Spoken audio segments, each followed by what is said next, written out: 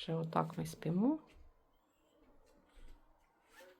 В різноманітних безобразних позах. Особливо ось оце таке халюсі. Отак от. Я спотулькав. Мать, отстань від нас, ми спимо.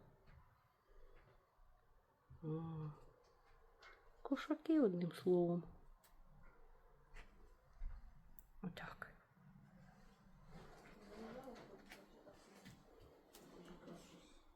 Сонне царство. Одного й не видно на покривалі навіть.